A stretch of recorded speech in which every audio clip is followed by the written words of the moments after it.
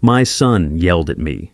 In front of guests, stop talking about the past, it means nothing, while his wife clapped for him. But when I quietly showed the title to the mansion, every smile in the room faded.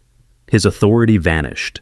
If you have ever seen pride turn into silence in a room full of people, tell me where you're watching from right now, because that is exactly what I lived through that night. We were in the great room of my mansion, the one with the tall windows that hold the sunset like a glass of amber tea. The guests had split into small circles. Laughter was rising like steam from a dozen cups. I said something soft, almost to myself, about the way my late wife used to fold napkins in little fans for birthdays. I didn't even think anyone heard me, until my son turned on me with a voice that cut through the chandelier light like a knife. "Stop talking about the past," he shouted. "It means nothing." His words slapped the walls. His wife clapped for him, not once, but twice, like he had scored a goal. The clapping called every eye to us. Time slowed. The room listened. My first thought was not anger. It was a memory. The last time someone clapped in this house was when my wife taught our son to ride a bicycle in the courtyard. She jogged behind him in her blue sandals, laughing as he wobbled and then found balance. And when he pedaled on his own, she clapped, breathless and proud. That sound used to be love. Tonight, the clapping was performance. It was the sound of a small throne built out of other people's attention. I looked at my son. He stood tall, shoulders back, chin a little higher than usual. He wanted to be seen as the man of the house. He wanted the room to believe it. I could feel 100 small judgments fly toward me like gnats. Old man, sentimental, won't let go. I did not swat them away. I sat very still in my chair and placed my hands on the arms like I was resting on the roots of a tree.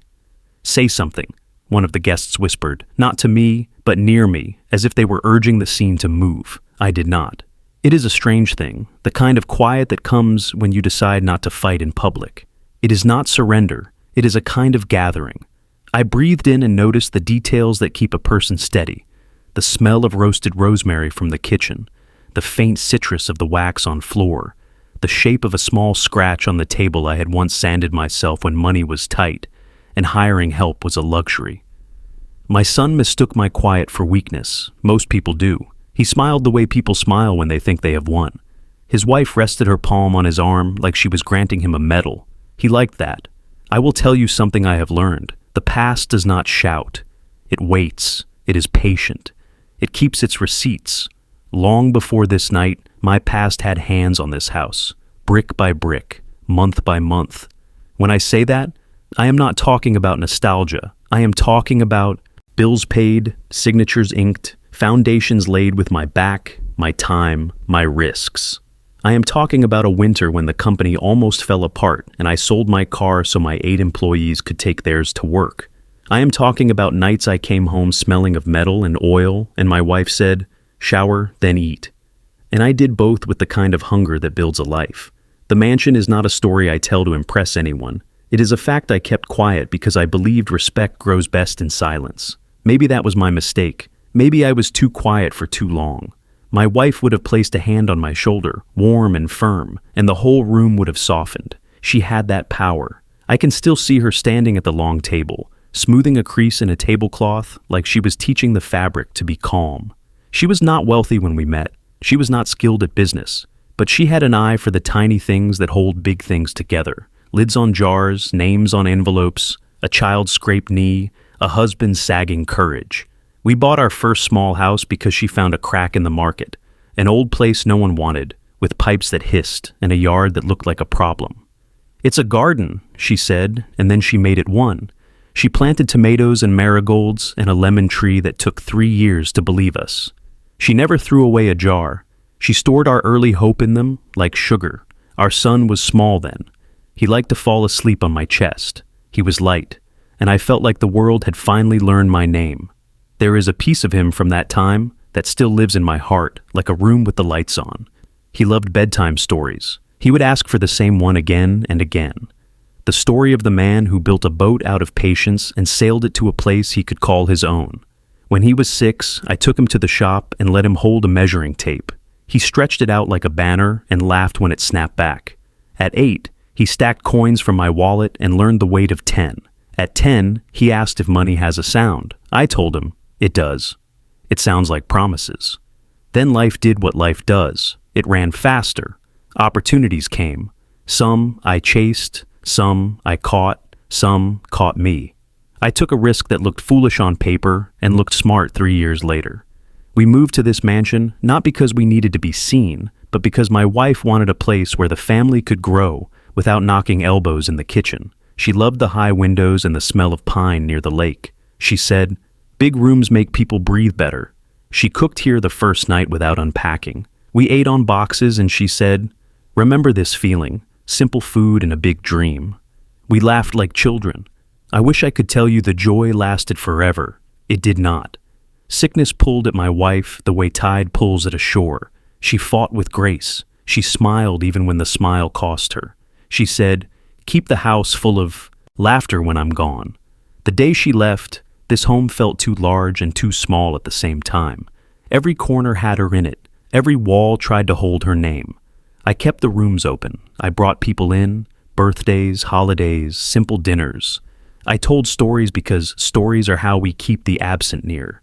My son listened, then slowly, as years folded, he listened less.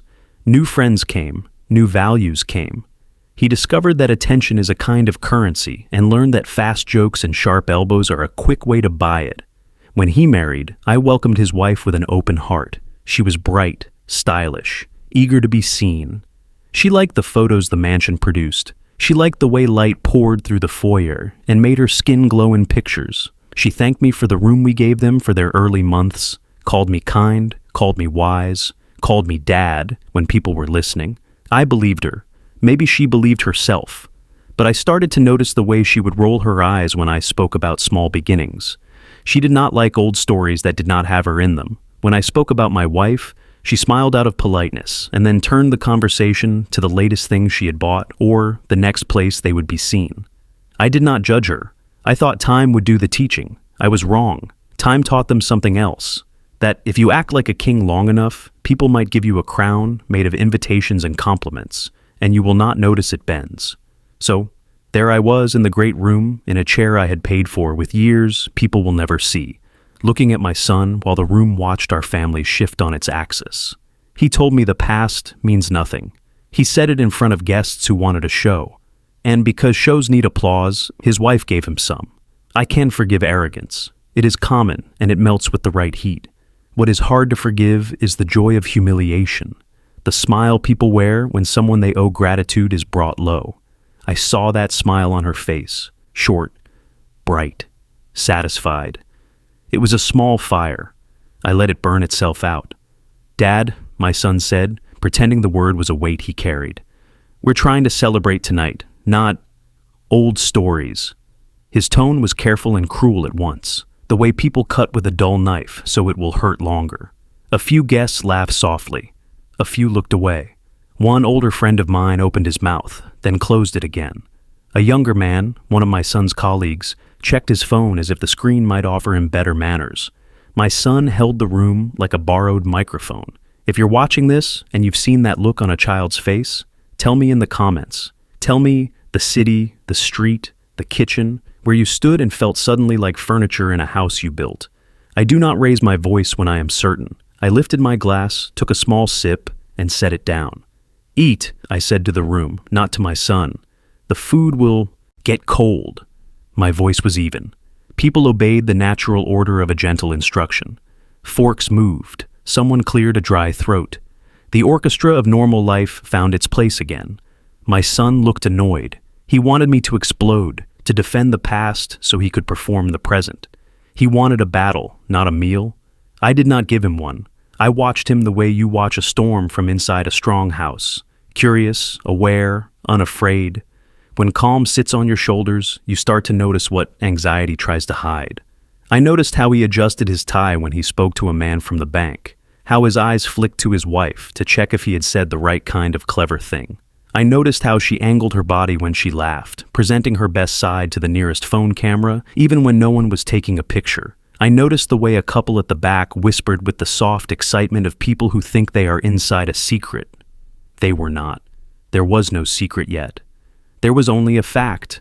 I was still the father, still the owner, still the one whose name anchored this roof to the earth. But I kept that fact behind my teeth. Power tastes better when you don't chew it in public. A plate arrived in front of me. Lemon chicken, roasted potatoes, a sprig of parsley that did nothing for the tongue but pleased the eyes. I thanked the server by name. That is another thing the past taught me. People are people, not roles. When I was a young man, I worked in a kitchen where no one knew my name. The chef called me boy. The owner called me you. I promised myself that if I ever had a house like this, people who worked in it would be called by their names and paid on time. I kept that promise. My son has never asked the names of the people who carry his plates. He tips well when others might see. He forgets when no one does. These small facts are bricks too. They say what kind of man is trying to be king. I thought of my wife again. She would have stood from her chair, walked to our son, and whispered something that would have loosened his shoulders. She had a way of reminding people who they were without making them feel small. I do not have her gift. I have a different one. I wait. I prepare. I measure twice before I cut once. In my jacket that night, inside a simple inner pocket, there was a small rectangle of paper folded in thirds, creased cleanly, edges worn a little from being touched and untouched. It had no perfume on it, no ribbon around it, no drama. It did not need any. Paper is quiet and heavy if you know what is written on it. I adjusted my jacket, and my fingers felt the fold. I did not reach for it, not yet. Timing is the difference between a lesson and a spectacle. A younger guest, trying to fix the mood, raised a toast to new beginnings. He looked at me, then at my son, unsure where to land the words. My son caught them midair. To the future, he said, his voice loud again. To things that matter. He was looking at me as he said it. He wanted to build a wall with the most modern bricks he could find, sealing the past on the other side. He thought the past was a ghost that could not open doors. He forgot that the locks on these doors know my hand better than anyone's. He forgot that the past has keys. New beginnings, I said softly, and the words did not argue. The room took them and rested. My son smiled as if we had made peace. His wife relaxed her shoulder against him. She looked taller again. A song came on from the speaker, something current, something that insists on being liked. The chandelier hummed, or maybe that was my own blood choosing a slower tempo. I let them have their moment. Sometimes you feed a thing before you take its plate away. There was dessert to come. There were stories yet to be told. There was a document in my pocket that did not sing, did not crowd, did not beg. It would sit there and wait until my hands decided to set it down, where it would speak for itself. I thought of the first time I walked through this house with the realtor. It was empty then. My footsteps echoed and my wife laughed because the echo made us sound rich. In the kitchen, sunlight made a square on the floor, and she stepped into it like a stage. "This is where we will teach our grandchildren to knead dough," she said, and even though we had no grandchildren then, I saw them. Kids in flower clouds, faces upturned, hands sticky with the future. I saw birthdays, anniversaries, Tuesdays. I saw neighbors leaning over fences to borrow sugar and return stories. I saw my son bringing home a girl with nervous eyes and a soft laugh. I saw him telling me he had found the one. That was the future I invested in. Not marble, not lights, not posts that gather likes. I bought rooms for love to grow in. That was the plan. Plans change when people forget where they started. My son did not become cruel overnight. Cruelty crept in and disguised itself as ambition, then as taste, then as standards. He started to find small errors in other people's choices, like a man who cleans his glasses so often he cannot see the fingerprints on his fingers. He told me my stories bored him. He told his friends I was old-fashioned. He told his wife she deserved more. More was never defined. It was a mood. It was a mirror. It was the applause she learned to miss when it wasn't there. And so, we arrived at this night, at this table, at this sentence. The past means nothing. And I understood I was not only hearing my son, I was hearing a chorus he has been teaching himself to sing. I do not believe in public punishments. I believe in private truths placed at the correct moment, in the center of a room where everyone can see them and no one needs to bleed. My jaw unclenched, my shoulders eased. I turned my head slightly and the chandelier drew a soft line of light across my glass. "Eat," I repeated. because food is a contract and I intended to keep it. The Thais servers moved in a practice dance. Plates landed, plates left. Talk loosened into small, safe topics: traffic, weather, a new restaurant that pretends it invented bread. I smiled at a joke I had heard before and let it live again for the sake of peace. Peace is not weakness. Peace is the paved road you choose before you drive the point home. Across the table, my son laughed loudly and slapped the back of a man he needed favors from. He was acting. Acting takes energy. He would tire. He always did. My wife used to say, "Let him tire himself out. He is a wave, and you are the shore." I looked toward the tall window. Outside, the lake kept its own counsel, dark and steady, hugging the edge of the garden where the lemon tree still remembers her hands. I touched the inside of my jacket again, a small, unconscious check, the way a man touches the pocket that holds his last match in a cold night. Not yet, I told myself. Not yet. When the dessert comes, when the plates are cleared and the room leans in for a final flavor, then we will talk about what matters and why the past is not a ghost, but a spine. Then the room will learn that some papers are louder than a shout, and some truths do not need applause to stand. Dessert arrived like a soft drum roll. The servers moved gently. The plates set down with a quiet grace that felt older than all our noise. A pear tart with a sheen of glaze. A square of dark chocolate that snapped when a spoon cut through it. A small cloud of cream that leaned to one side as if tired of standing. People brightened, as people do when sweetness shows up at the end. My son took his spoon like a winner, claiming his ribbon. His wife angled her plate so a friend could get a clean photo. Sugar makes even sharp tongues softer for a moment. The room loosened and the laughter tried again. He went back to his favorite topic, himself. I let him. A man who loves a mirror will eventually show you what he's hiding. He boasted about a deal he almost closed, about a man who begged him for a meeting, about a club that now offered them a table near the window. He liked windows. He believed light proved worth. His wife fed him little smiles the way coaches feed players confidence on the sideline. Every time he paused, she said, "Tell them about the new penthouse," or "Show them the watch," adding polish to a story that already had too much shine. I took a bite of the pear, and the taste reached back into my life. My wife once baked a pear tart in a kitchen with a stove that limped and a window that wouldn't close. She fanned the slices with such care that the fruit looked like a sleeping bird. She served it on plates that didn't match, and we ate with our fingers because clean forks were still in boxes. She said, "This is the good kind of hunger."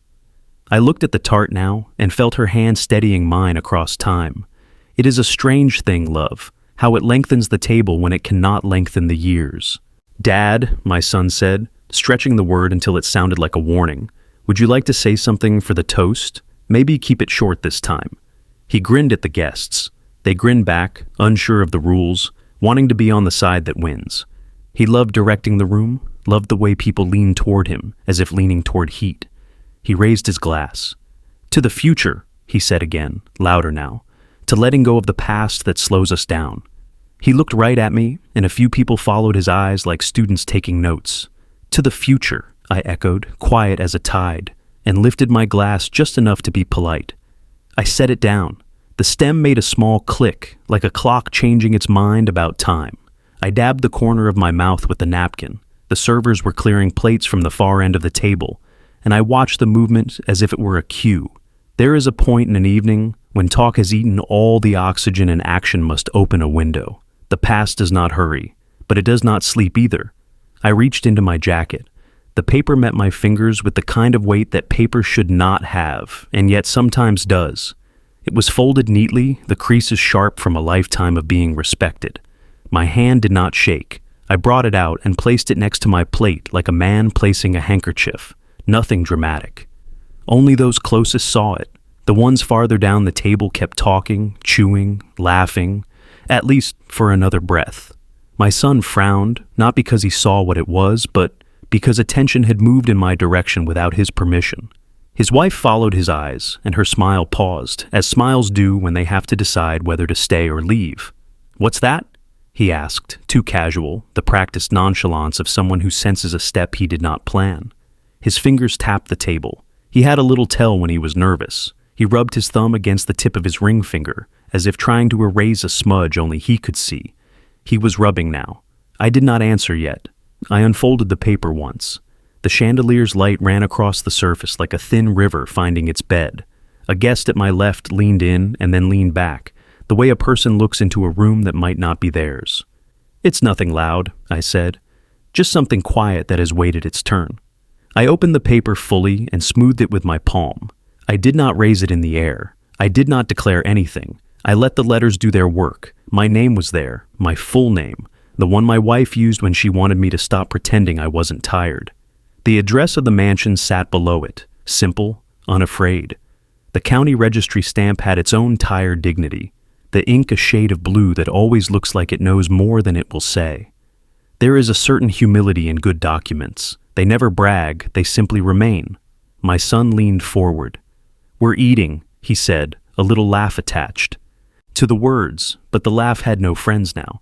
"Don't start with—" He stopped because his wife had seen it. Her eyes, which were trained like cameras to notice angles and brands, recognized the layout, the title to property. She did not gasp. She did something smaller. Her shoulders went down a fraction, as if the air had gotten heavier. The friend who had been taking photographs lowered his phone slowly, like a sunrise going the wrong way. "Read," I said. I did not push the paper across the table. I only turned it slightly so the text met their faces head on. My voice was level. It had the sound of a level placed on a plank, true, unbending, calm. "Take your time. It's not going anywhere." A man from the bank, yes, there was one, because parties for people who love status often collect bankers the way boats collect barnacles, cleared his throat. He knew what he was seeing. He had seen this format 100 times, on houses that later were stripped of their furniture by silence, on apartments that outlive marriages, on land that some men treat like a dare.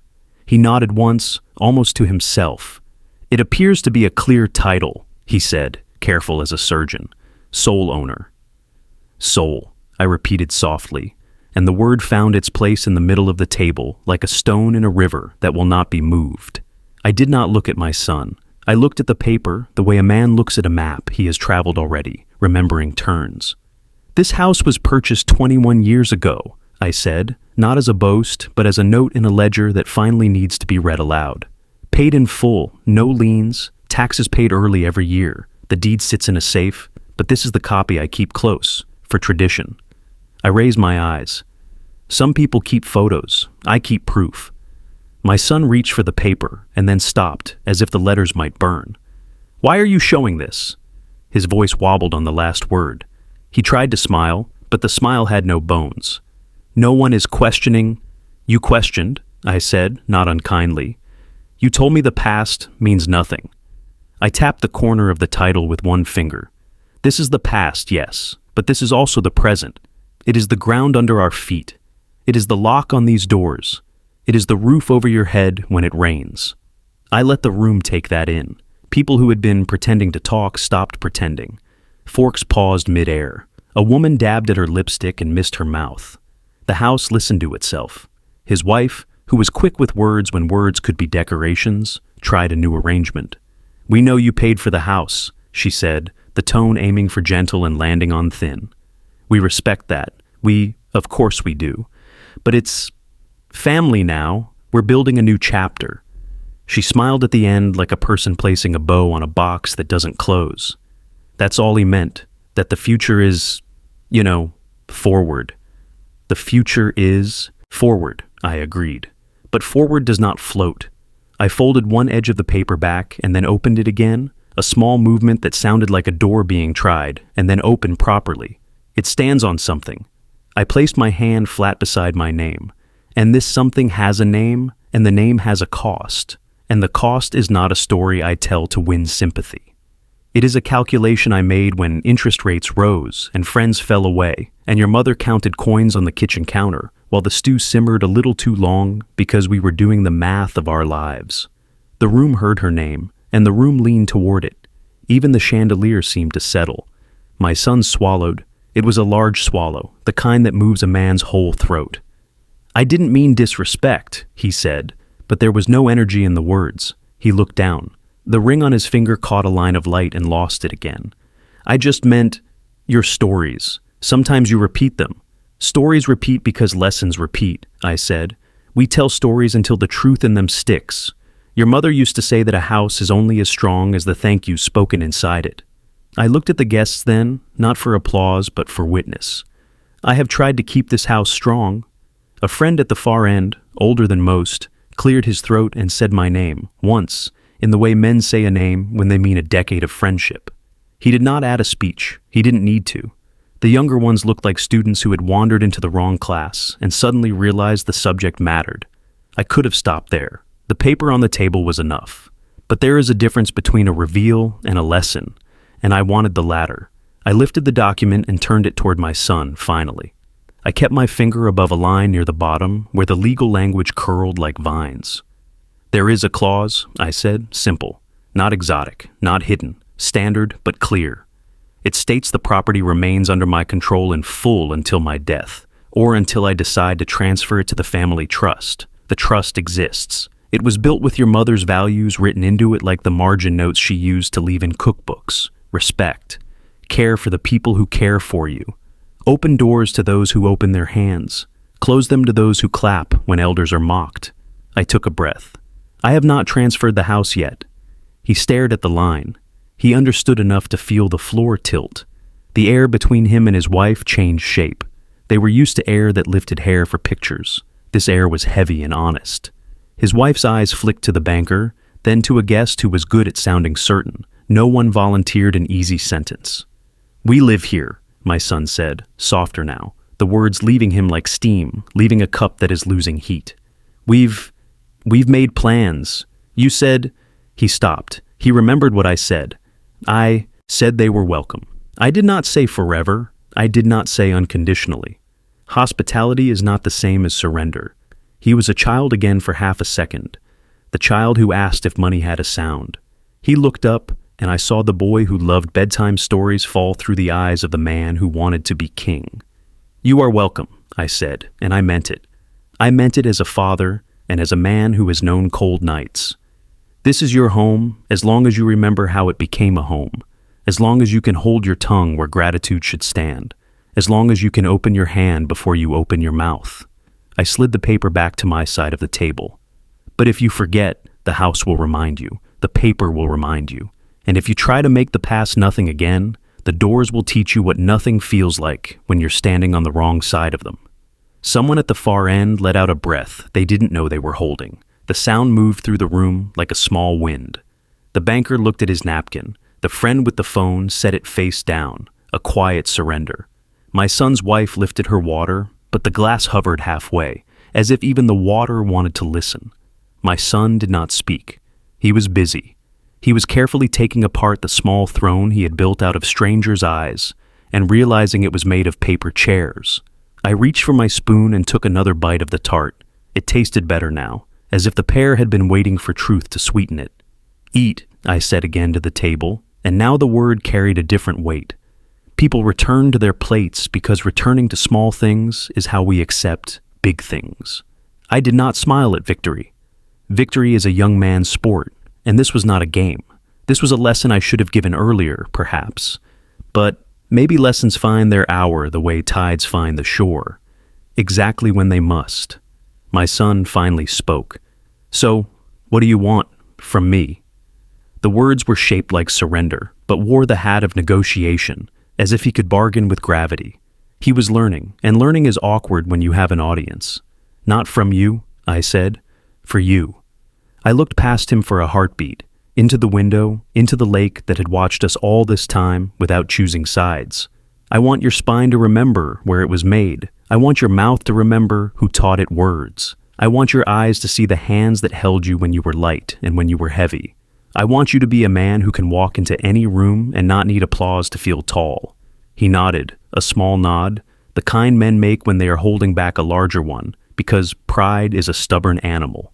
His wife's fingers tightened around his arm, not in command now, but in fear. Perhaps she pictured rooms that were not this room, addresses that were not this address, light that did not flatter. Perhaps she heard the word trust and realized it had another meaning, an older one, a human one, not just the legal shelter, but the faith you earn with your actions. "Read it," I said, handing the paper to my older friend instead of to my son. Not to spite him, but to let the truth travel a path it had not traveled before. My friend read a few lines out loud, nothing dramatic, just the facts, the purchase date, the registry number, the clause about control, the section with my signature and my wife's witness mark in the corner. When he spoke her name, the room bowed its head in a way that had nothing to do with grief and everything to do with respect, coming home after a long walk. My son looked smaller in his suit. That is not an insult. It is a mercy. Sometimes shrinking is the only way a man can fit back into the shape he left behind. He licked his lips. "I was wrong to say that," he whispered, and it would have been easy to let him stop there, to let the apology float like a leaf. But leaves rot unless they touch soil. "Say the word," I said. "Which word?" he asked, confused. And for a second he was 12 again, trying to guess the right answer on a test he didn't study for. "Gratitude," I said. "Say it out loud, not to me, to the room that watched you forget it." He looked around, and the room looked back, not hungry, not cruel, just true. He swallowed again and nodded. "I am grateful," he said, and the words found the furniture, the plates, the pictures on the wall, the lemon tree trembling in my memory, my wife's soft laugh stitched into the rafters. He said it once, then added, "For this house, for what you and Mom built, for the past that made my present even possible." His voice broke on Mom, and a corner of me that had been armored since the first clap of mockery softened without permission. He breathed in, "And I'm sorry," he added, small but real. I did not make a show of forgiving him. Forgiveness is a door that opens inward, and you cannot swing it wide in public without it hitting the wall. I simply nodded and took my water. It tasted like rain. I looked to his wife. She was pale, not with anger, but with the dizzy feeling of someone who has been walking on a moving walkway and suddenly has to stand on ground. "Respect is not a costume," I said to her, gentle. "It does not photograph well. It is something you wear under your clothes, every day." She opened her mouth, then closed it, then opened it again. "I understand," she said, and for the first time that night, I believed her. Maybe only a little, but belief has to start somewhere. She touched her ring and did not smile for the camera that wasn't there.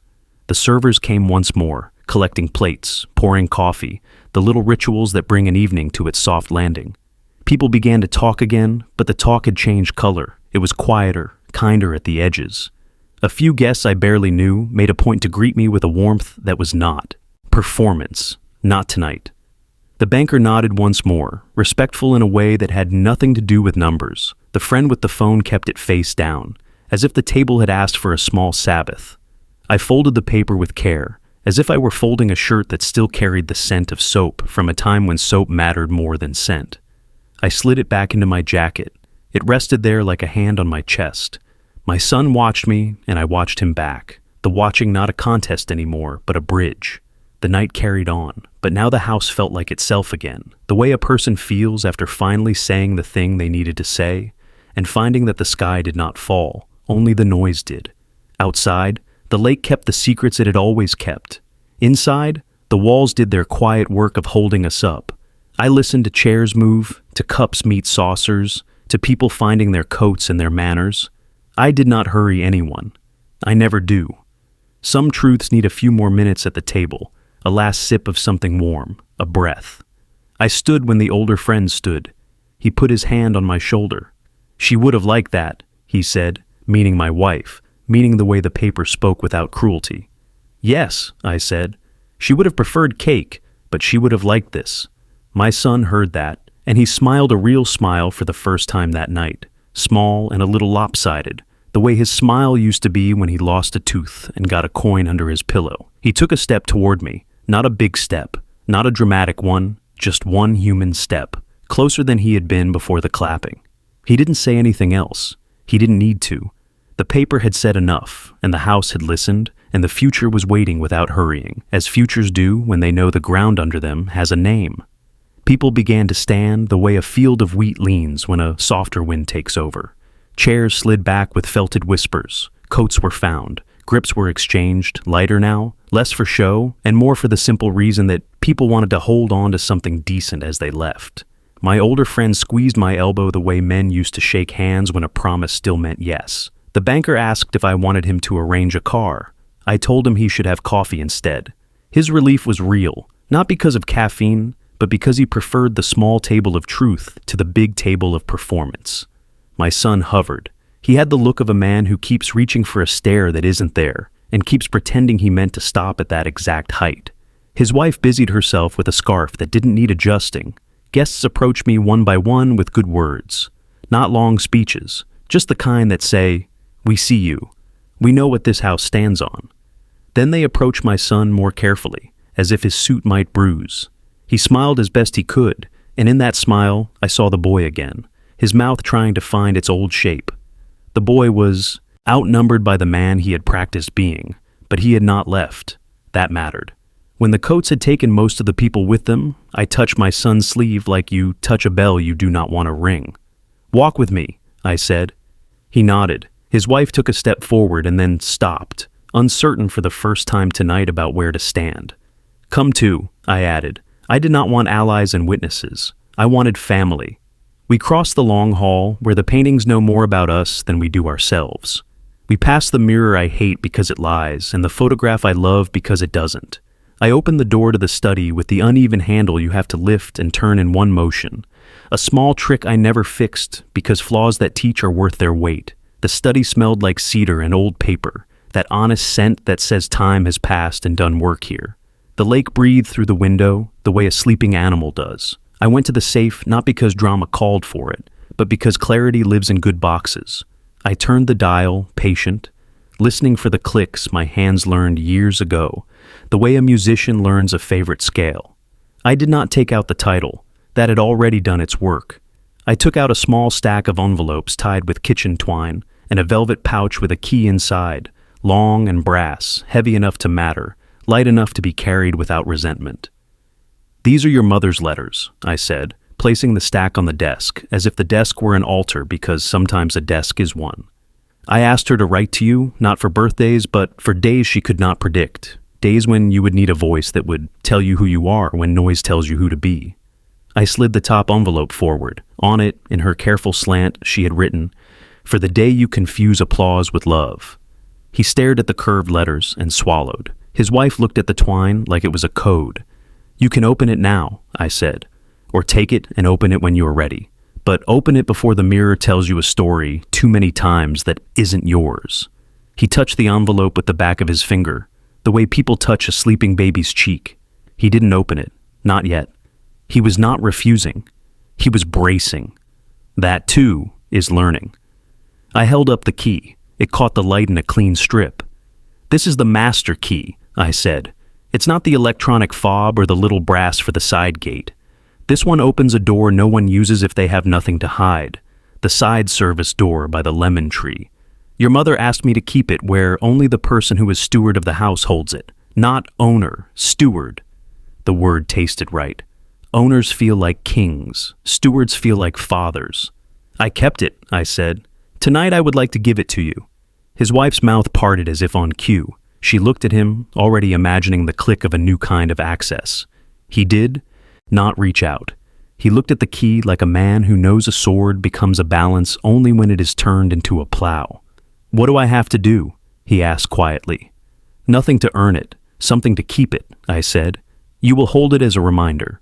If you use this house to perform, the key returns to this pouch. If you open the door to mock a guest, or belittle a worker, or treat respect like a costume, the key returns. If you host a dinner and no story of your mother is told, even a small one, even one line that keeps her alive, the key returns. If you make people leave here feeling smaller than when they arrived, the key returns. If you forget that gratitude is the only rent this roof asks from you, the key returns. Keep it as long as you can carry those simple rules." He exhaled, a long line of breath that sounded like a rope lowering a bucket into a deep well. "I can do that," he said. He held out his hand. It shook just a little, the way a new promise does. I placed the key in his palm. It was heavier than pride, but lighter than shame. His wife reached to touch it, and he surprised her. He pulled the hand back and pressed the metal to his chest first. "I will keep it," he said, and his voice carried the weight of something older than he had been pretending to be. Only then did he turn and show it to her, not as a trophy, but as a trust. I sat at the edge of the desk and nodded to the banker, who had stood quietly near the door, coffee forgotten, coat on his arm, like a flag half lowered. "We'll finish what we started," I said. "The Lake House Trust. Set the transfer for 30 days from now. Include the clauses your office drafted with mine. Stewardship, staff fund, emergency use, the no mortgage rule. Add one more. Simple, clear. Any event hosted here must include a donation to the staff education fund in her name." I did not say my wife's name out loud. The room already had it written in its wood. The banker noted it as if he were writing a recipe, the careful kind that feeds people for years. He cleared his throat. "And the discretionary allowance for your son?" he asked, careful as a man stepping over ice. "Cut it in half for the next 6 months," I said. "Not as punishment, as air. He needs to hear his own steps on the ground again. After 6 months, we sit at this desk, and we open whichever letters he has chosen to open by then. And we talk like men who know what bread costs and why bread matters." I looked at my son when I said that, and he did not flinch. "I understand," he said, and I believed him because he did not ask for exceptions. His wife opened her mouth, but I raised my hand gently, the way you tell a dog that no one is knocking. "You are welcome here," I said to her, and I meant it in the version of the word that has a spine. "You are family. Family is not a stage. It is work. It is wiping down counters and knowing names and saying thank you in ways that don't fit in. Captions. If you are willing, you will learn this house, not just the good light. You will learn the pantry, the draft under the back door, the reason we keep extra candles where we keep them. If you are not willing, you will feel like a guest in rooms that keep waiting for you to leave." She nodded. It was not the stylish nod she gave cameras. It was smaller and better. "Teach me," she said, and I smiled. Because the hardest door to open is the one that says, "Teach me." People would rather carry 100 keys than say those 2 words. We went back to the great room. The staff were finishing the last of the plates. I told them to sit and eat at the big table. They protested the way good people protest, soft, sincere, out of respect. I insisted the way old men insist when they know they are right and time is short. They sat. The room changed temperature. My son's wife hesitated, then picked up a stack of small plates and began to set them down in front of the staff without saying anything rehearsed. I watched her learn the shape of her own hands. My son stood beside me, not behind, not ahead. He was quiet, not because he had no words, but because he had learned a language tonight that did not need them. The older friend raised a cup of coffee like a toast, but did not speak. He had said enough in the study by reading a line out loud that carried our house from grief to sense again. When the staff finished, I asked the housekeeper about her mother's knee. She told me the swelling had come down. I asked the groundsman about the lemon tree. He said the fruit would be good in a week. "We'll harvest together," I told him. "We'll make lemonade and stain the cutting board and not apologize." He smiled. My son watched each exchange the way he used to watch me fix a hinge, careful, hungry to know where the force should be gentle and where it should be firm. At the door, more goodbyes. The last guests left. The house fell into that particular quiet that only big rooms know, the quiet that remembers voices and releases them like balloons into high corners. My son put the key in his jacket and touched the pocket the way I had touched mine. "Tomorrow," he said, "I'd like to speak to the staff myself. Not with speeches, just to say thank you, to know who does what, to listen." I nodded. "Tomorrow," I said, "and every week after, 5 minutes, not longer. Listening is stronger in short doses that repeat." He laughed, surprised by my strictness, and I felt laughter move through the bones of this house like good water. He looked at the envelope again, the one that waited with the sentence on it. "For the day you confuse applause with love." He gestured to the study. "May I?"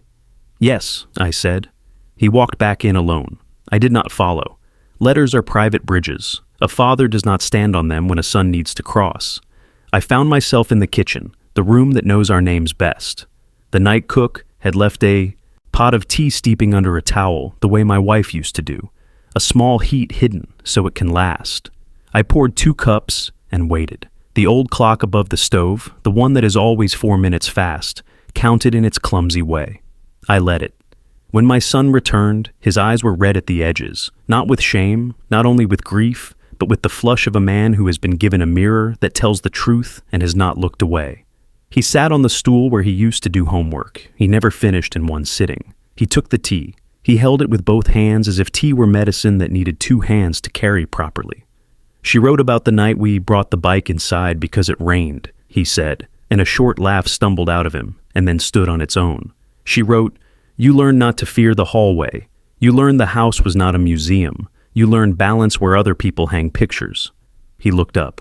"I forgot that this place is supposed to be lived in, not shown." I said nothing. The tea did its soft work. He sipped. She also wrote that if I ever think being a man is about winning a room, I should go sweep a room first. She wrote, "It's impossible to feel like a king while holding a broom right." He smiled in a way that made his face his again. "Tomorrow, I'll start in the entry," he said. "There's always dust by the umbrella stand.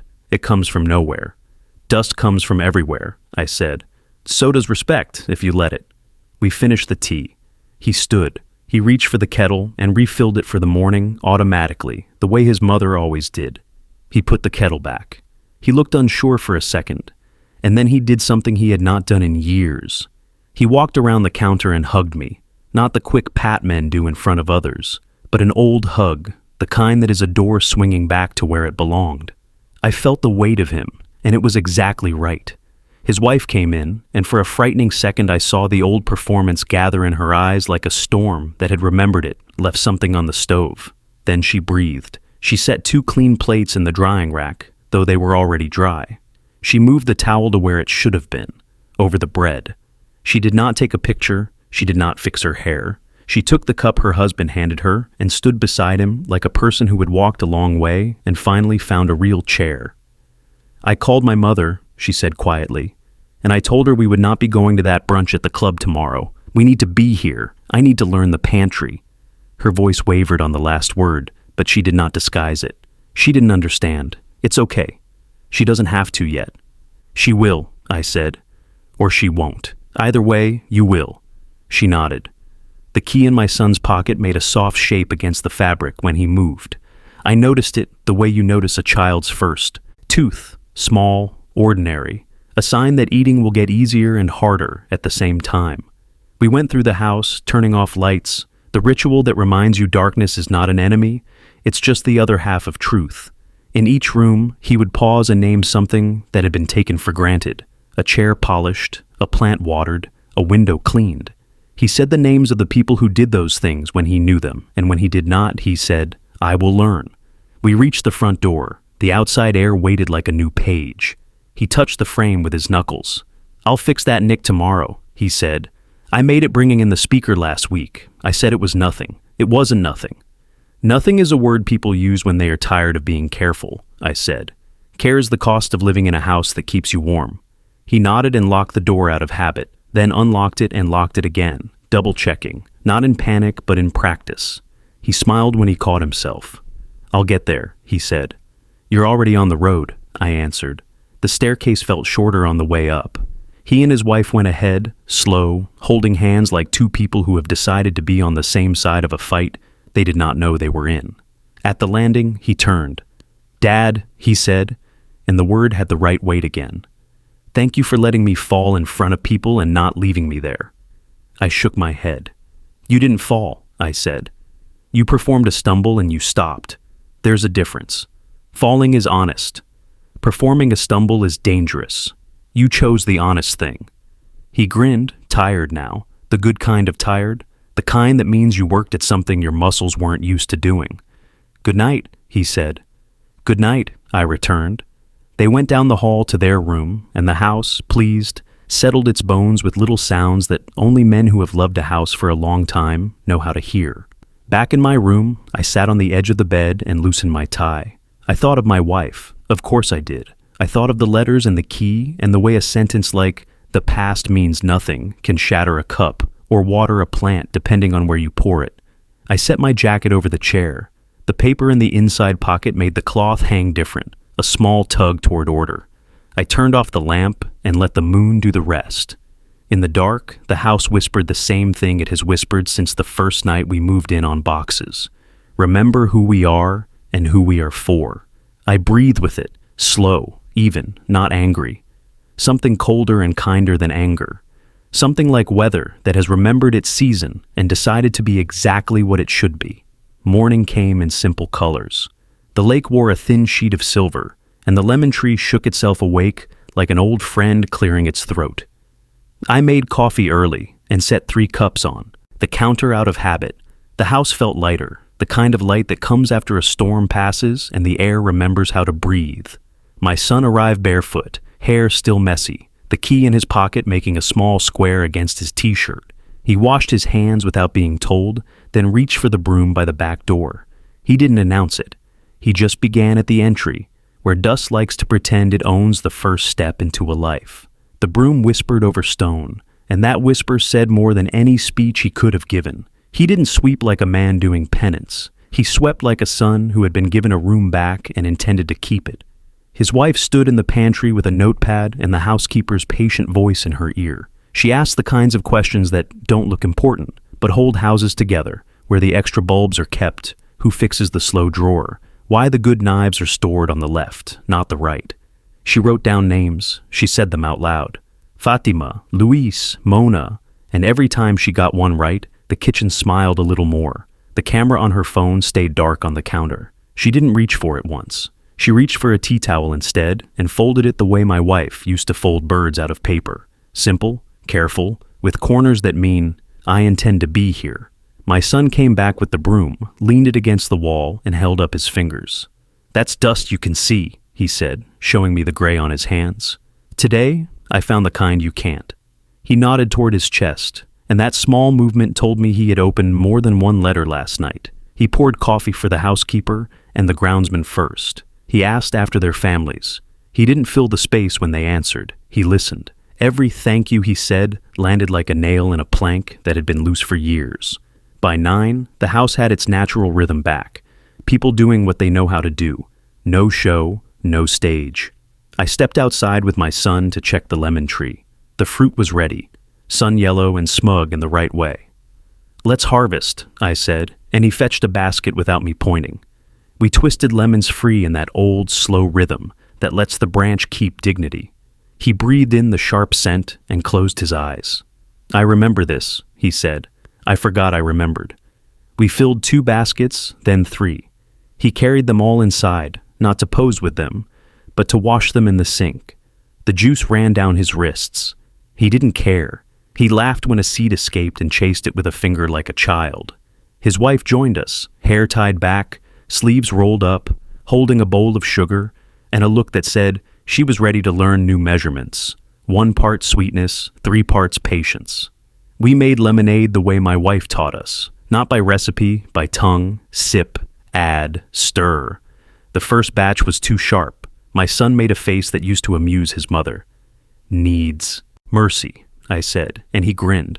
Mercy, he repeated, adding sugar until the taste remembered balance. We poured glasses for the staff. We stood with them, not above them. The groundsman told a story about his grandmother's village. The housekeeper shared a joke her father used to tell about stubborn eggs. We laughed the way people laugh when work has been done, and there is no need to prove anything. Midday, my son turned serious. I need to call people, he said, not to explain, to apologize. He sat at the study desk with his phone face down to keep himself honest. He called the older friend first. I disrespected my father, he said, without embroidery. You were there, and you saw it. I'm sorry you had to watch that. He listened, nodded, and thanked him for coming anyway. He called the banker next. Thank you for your discretion, he said. I will be doing things differently. He called 2 of his younger friends, the ones who always gas him up when he wants to feel taller than he is. He said, don't do that anymore. If you're my friend, make me smaller when I'm wrong. He called his mother-in-law and told her they wouldn't make the brunch. He didn't blame me. He didn't blame the house. He said, we're learning our home. Then he called no one else. He had learned that words spend fast when they aren't backed by days.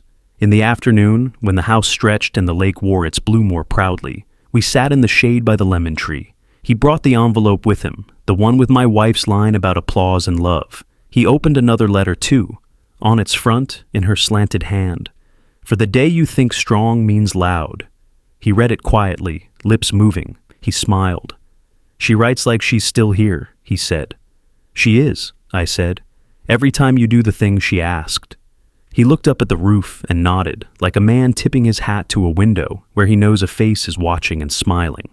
His wife came out with 3 small plates. She'd made a simple cake from whatever the pantry offered: eggs, flour, sugar, a lemon zest grated too enthusiastically. It was imperfect in the right direction, a little lopsided, a little over-sweet at the edge. She carried it like a person carries an apology.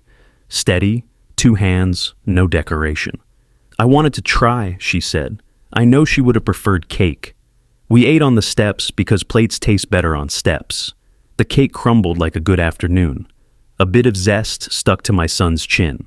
His wife reached to brush it away, laughed when she realized her hands were dusted too, then wiped both of their faces with a tea towel and didn't post a thing about it. Late afternoon, the doorbell rang. It was the young colleague who had checked his phone during dinner. He looked sheepish. "I came to help," he said. He had brought nothing. That oddly felt right. We put him to work moving chairs, stacking extra plates, carrying donations down to the car for the staff education fund that would soon bear my wife's name.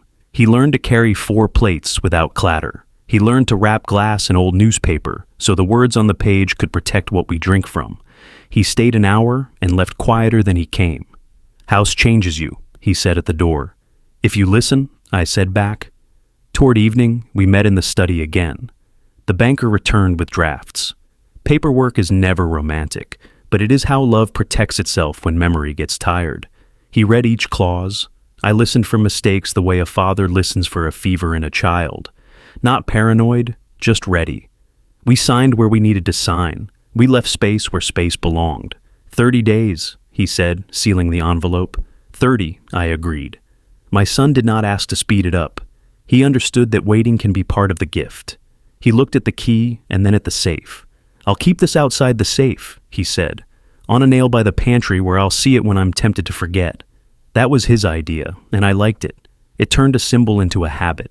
Night brought neighbors to the fence in the old way, not with torches, with questions and pie. The woman from 2 houses down came over with a dish of rice that could cure any bad day. "We heard there was a celebration," she said, eyes bright. "There was," I said. "The quiet kind." She laughed. "The best kind," she said. She told my son she had a rake he could borrow if he wanted to fix the patch of yard he had ruined with the speaker last week. I said it was nothing, he told her, almost embarrassed.